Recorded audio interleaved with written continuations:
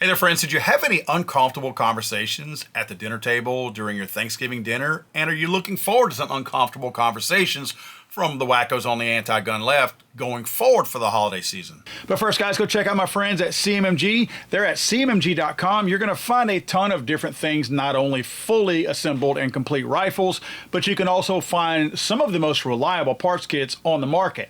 I've been using their parts kits for 10 years now. They have clearly some of the best parts kits, accessories for your AR-15, for your own home builds. They also have really cool mystery boxes. You want to check those out. I just got my second mystery box in yesterday. Check those out as well. If you use my code FTATF, again, FTATF, you will get 10% off of whatever you purchase at cmmg.com. So use my code FTATF and get 10% off today. Dan Wass wrote an Ammo Land story titled "Every Town Tells Followers to Question Family Members on Guns Over the Holidays." This was an interesting read, and I'll post a link down below once you guys go take a look at it.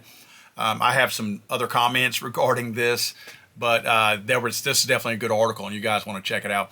He also posted in his article the Every Town for Crazy Moms post that says, if you're visiting relatives' homes with your children this holiday season, now is a perfect time to be smart and ask about the presence of any unsecured guns. Here's a guide to help you start the conversation.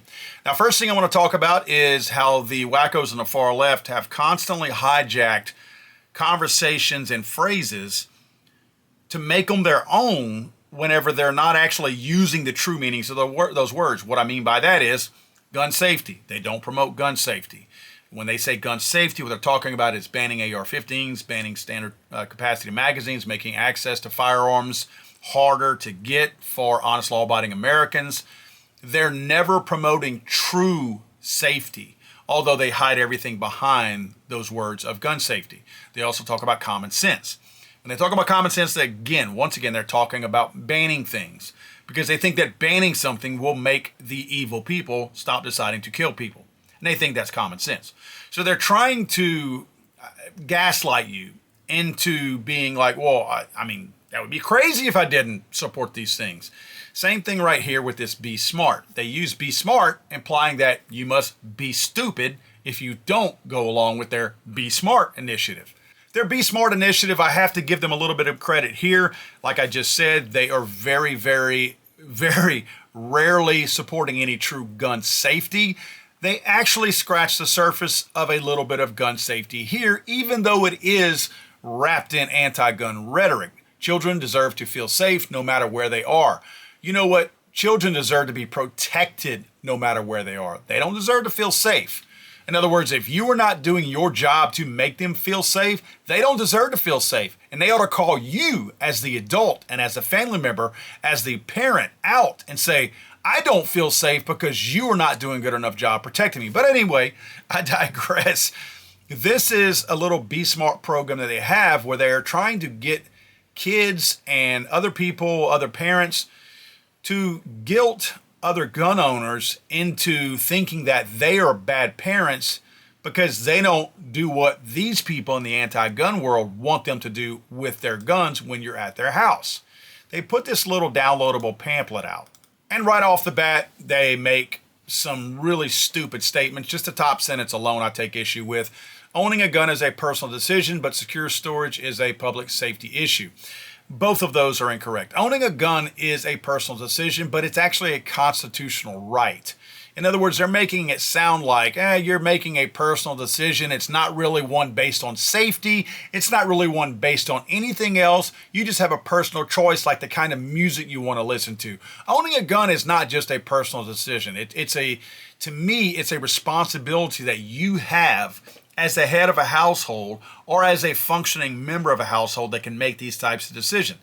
It's not just a right, right? It's something that you should be tasked with.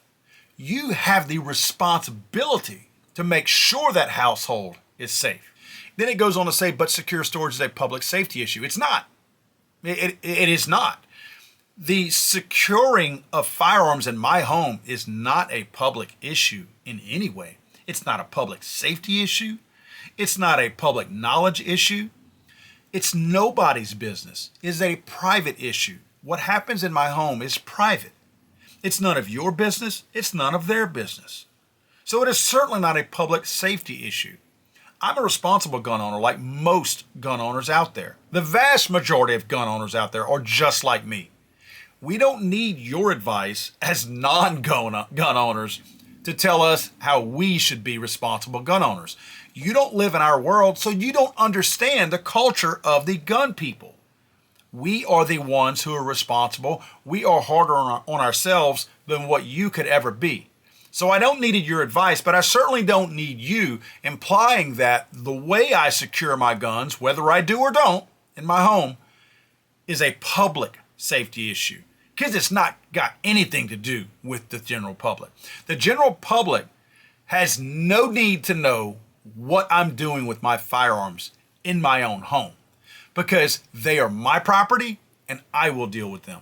Now, just like they wrap all of their rhetoric in lies, they are also trying to get you to lie to these family members and bait them into answering your questions. They're going to say, hey, excited the kids are getting together over the weekend. I know that they are hung out quite a bit, but my daughter has never been over to your house, so I want to confirm a couple of things.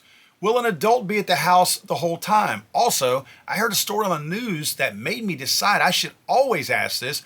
Do you have any firearms and how are they stored? Do you need me to pick her up or can you give her a ride home? So they're getting you to bait these people in, if you use this conversation piece that they're talking about, to bait the gun owners into starting to answer questions comfortably, and then they hit you with the anti-gun questions. Now, I will say this. I don't think if you are friends with these people that this should be an uncomfortable situation. However, you don't always know the parents, and I don't think this is something that you ask somebody that you don't know well enough to ask those questions. If it's a kid that your child has just befriended at school and you don't know the kid or the parents, I don't think it's appropriate to ask these questions. I'm just telling you, these parents ask me these questions, they're going to get answers that they're probably not prepared for, and they're going to open up the door to a conversation that I'm not so sure that they're willing to enter into, and this may not end well for them if they're looking to pick a fight with somebody on the anti-gun side. And I don't mean this physically, I mean a war of words, so to speak. Now, this one cracked me up. Make it a deal breaker. In the unlikely event that your friends or relatives don't confirm that they store guns securely, make sure they know that you won't allow your children in their home.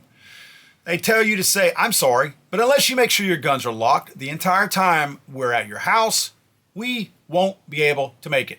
The kids are good kids, but curious, and I just can't take the risk of them hurting themselves or someone else. We'd be happy to have you at our house instead this year. My response to that would be, if your kids are not taught and trained by you when they go to somebody else's house how to properly act and not go rummaging around their home and going into private spaces of those people's homes, then please keep your kids out of my house. I don't want them there. In fact, I don't feel safe going to your house because it sounds like you're kind of anti-gun. And out of respect to you, I may or may not be carrying a firearm, but if you don't allow me to carry a firearm in your private home, which you have that right to do, then I know nobody's there to protect us. And when you have them crazy badass kids running around and there's nobody there to protect us, then I don't know if somebody's going to kick the front door in and come include me and my family in some kind of rage, some kind of rampage killing. So I'm not going to feel safe at your house, so I'm not going. But your little kids seem a little crazy and they're not taught well by you, who's supposed to be the example to them. So I don't trust any of you at my house. So please don't come. Now, one of the main things that I take issue with is, again, they try to get you, whoever's going to be reading this stuff, baited or trying to bait in the gun owner by lying to them with some deceptive questions to get them to warm up to you. Then they ask the anti-gun questions. If you notice, the anti-gun movement's entire movement is based on lies.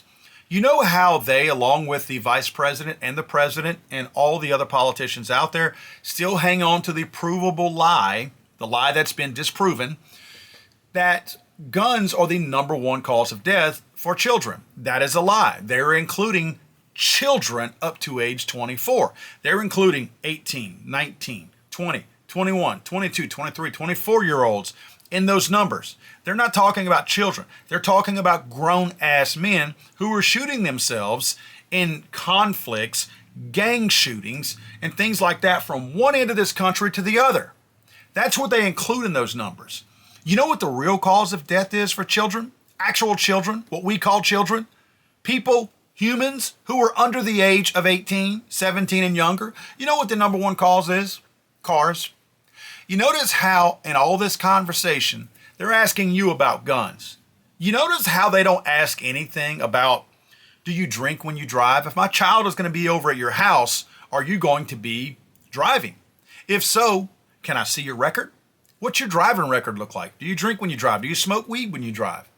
Do you swerve when you drive? Do you talk on the phone? Do you text when you drive? I'm not sure if I want my child riding with you. You notice how they don't talk about that because either they believe the lie that guns are the number one cause, or they simply don't care. It was never about safety. None of this, to me, my opinion is about safety.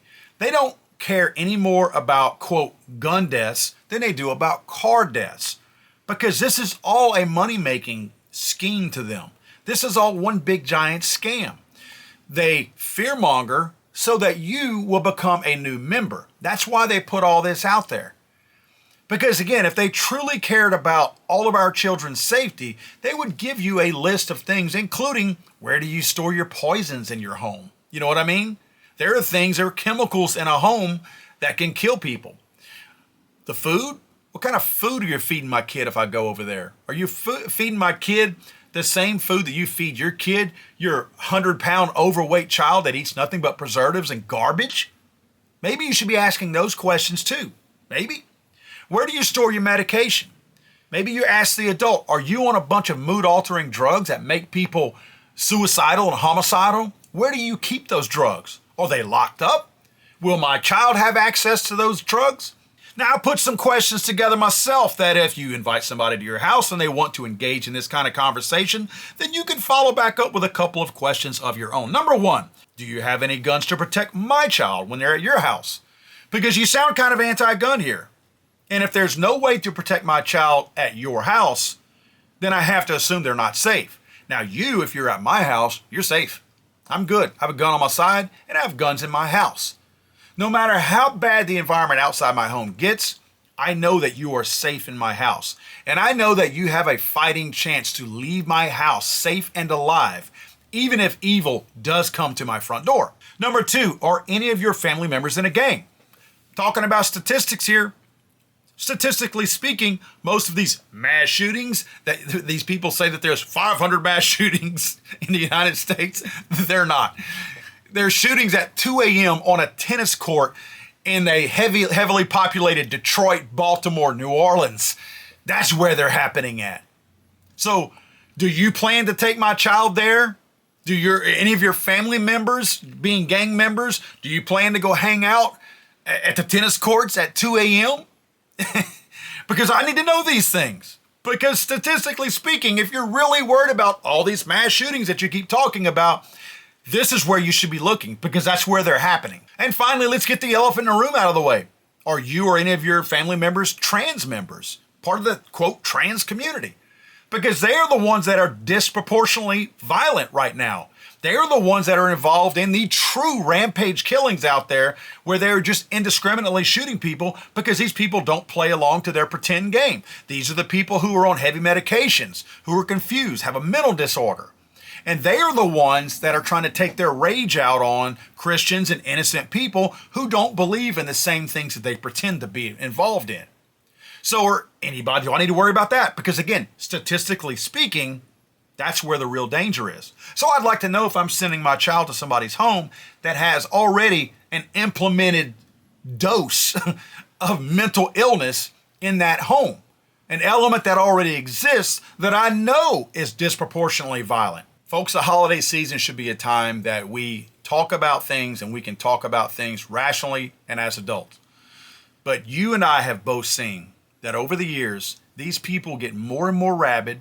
They get angry because they say they have a right to be safe. And they really don't have a right to be safe. That's a fallacy. That is not an accurate statement. We have the right to make our environment safe. That's the right that we have. But there is no right for an environment to be safe if you're not willing to make it safe. And if these people out there on the wackos on the far left are not willing to take the responsibility that they owe to their family and make them safe, then number one, I don't want my children in their homes. And number two, quite frankly, I don't want them in my home either. God save the Queen, man. I'm sorry, I thought this was America.